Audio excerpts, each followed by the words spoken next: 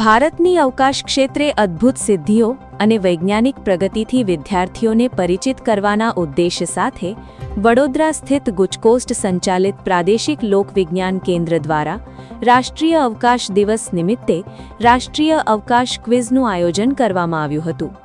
આ ક્વિઝમાં વડોદરાની વિવિધ શાળાઓમાંથી ધોરણ 6 થી 12ના કુલ 60 વિદ્યાર્થીઓએ ઉત્સાહભેર ભાગ લીધો હતો। સ્પર્ધાના પ્રાથમિક રાઉન્ડ બાદ શ્રેષ્ઠ પ્રદર્શન કરનાર 8 વિદ્યાર્થીઓની અંતિમ રાઉન્ડ માટે પસંદગી કરવામાં આવી હતી।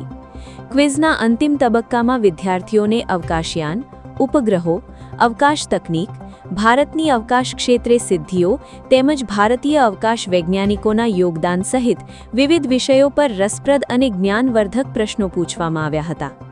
ઉલ્લેખનીય છે કે ભારતની ઐતિહાસિક અવકાશ સિદ્ધિની યાદમાં દર વર્ષે 23 ઓગસ્ટે રાષ્ટ્રીય અવકાશ દિવસ ઉજવવામાં આવે છે। 23 ઓગસ્ટ 2023ના રોજ ભારતના ચંદ્રયાન 3એ ચંદ્ર પર સફળ સોફ્ટ લેન્ડિંગ કરીને ભારતને ચંદ્રના દક્ષિણ ધ્રુવીય પ્રદેશની નજીક સફળતાપૂર્વક ઉતરાણ કરનાર પ્રથમ દેશ બનાવ્યો હતો।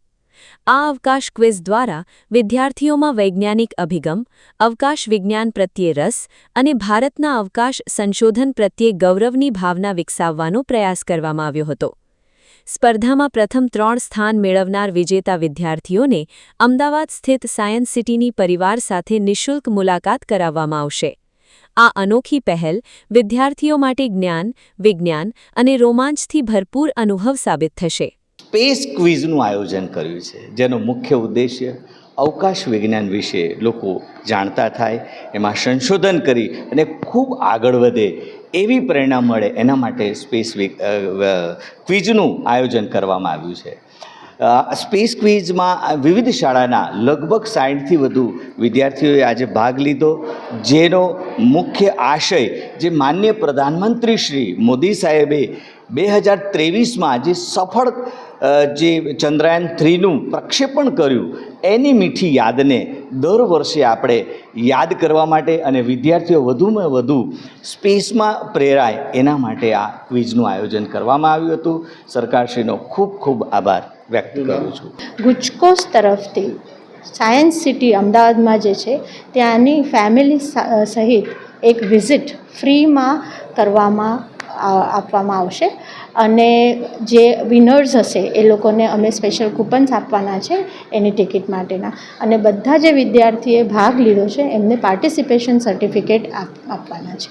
આના પાછળનો મુખ્ય હેતુ એ છે કે આજનો દિવસ જે ઇમ્પોર્ટન્ટ છે, this marks the successful landing of Chandrayaan 3, એટલે છોકરાઓને ખબર પડે કે આપણે પણ જે સ્પેસ ટેકનોલોજી છે એમાં ભારત દેશ કોઈનાથી પણ પાછળ નથી।